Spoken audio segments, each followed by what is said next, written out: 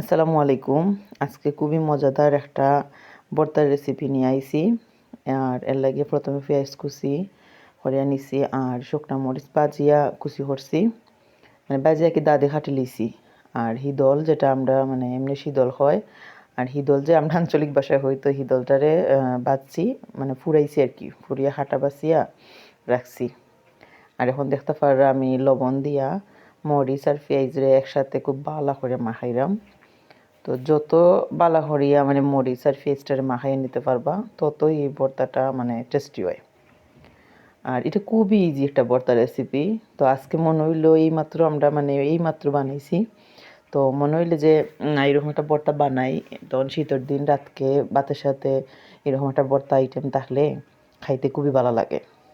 তো খুবই মজাদার হয়েছিল ভর্তাটা।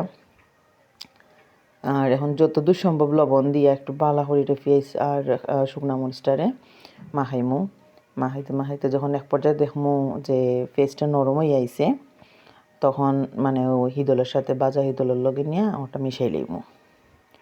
আমি এখন এটার মাখাইরাম খুবই বালা হরি হরদাম পেঁয়াজটা যাতে যতদূর সম্ভব নরম হয়ে যায়। এখন অনেকটা নরম হয়েছে, এখন হিদলের লগে পেঁয়াজটারে মিশাই লইমু। এই ভর্তাটা খাইয়া দেখবা খুবই টেস্ট হয়।